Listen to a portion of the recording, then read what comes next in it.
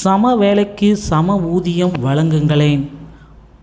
ஆசிரியர் போராட்டம் தொடர்ந்து நடைபெற்று கொண்டிருக்கிறங்க. கடந்த 2 வாரங்களாக மாவட்ட தலைநகரங்களில் ஆசிரியர் போராட்டம், டிபிஐ வளாகத்தில் ஆசிரியர்கள் போராட்டம், இப்படி தொடர்ச்சியாக ஆசிரியர்கள் போராட்டம். ஜாக்டோ ஜியோ உள்ளிட்ட அமைப்புகள் எல்லாமே பின்வாங்கியிருக்காங்க. ஆனால் ஆசிரியர்கள் எல்லாமே தொடர் போராட்டத்தில் இருக்காங்க. ஜாக்டோ ஜியோ மேல் வைத்திருக்கும் போராட்டத்தை ஆசிரியர் பெருமக்கள் நம்பிக்கையை இழந்திருக்காங்க. சென்னை ராஜரத்னம் ஸ்டேடியத்தில் ஆசிரியர்கள் திடீரென்று போராட்டம் நடத்தியிருக்காங்க.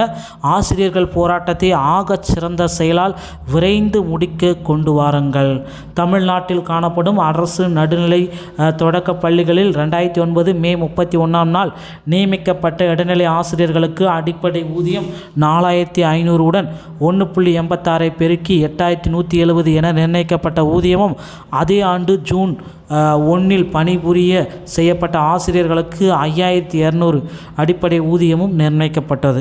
இந்த ஒரு நாள் வேறுபாடின் காரணமாக அடிப்படை ஊதியத்தில் 3170 ஊதிய இழப்புடன், அதாவது புதிதாக ஆசிரியர் தகுதி தேர்வில் தேர்ச்சி பெற்ற தகுதியுள்ள நபர்கள் பலர் தொடர்ந்து 2012, 2014களில் பணியமர்த்தப்பட்டனர். இதனால் சற்றேறக்குரிய 20,000 இளம் ஆசிரியர் பெருமக்கள் பாதிக்கப்பட்டிருக்காங்க.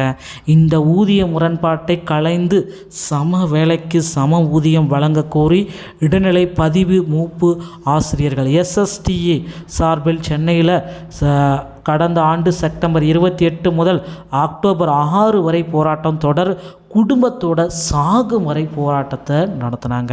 இதன் தீவிரத்தை உணர்ந்து கொண்ட அரசு இதையடுத்து ஒரே நாளில் பணி நிலையில் உள்ள ஆசிரியர்களுக்கு இருவேத ஊதிய முரண்பாடுகள் இருப்பது ஆலோசித்து ஒரு குழு அமைத்து அந்த குழு உங்களுக்கு சரியான பதில் கொடுக்குன்னு சொன்னாங்க.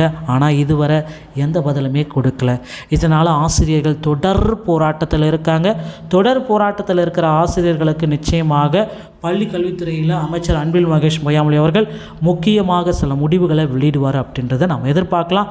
டிஆர்பியில் அடுத்து பார்த்திங்கன்னா இந்த UGTRBயோடைய ரிசல்ட்டுங்க இன்று இல்லைன்னா நாளை, அதிகபட்சம் இன்று மாலைக்குள்ளார பார்த்திங்கன்னா UGTRBயோடைய அதிகாரப்பூர்வ ரிசல்ட்டை வெளியிடுவதற்கு வாய்ப்புகள் இருக்குது. ரிசல்ட் எப்போது வெளியிடப்பட்டாலும் நம்ம சேனலில் உங்களுக்கு உடனுக்குடன் தெரிவிக்கப்படும். நன்றி, வணக்கம், தேங்க்யூ.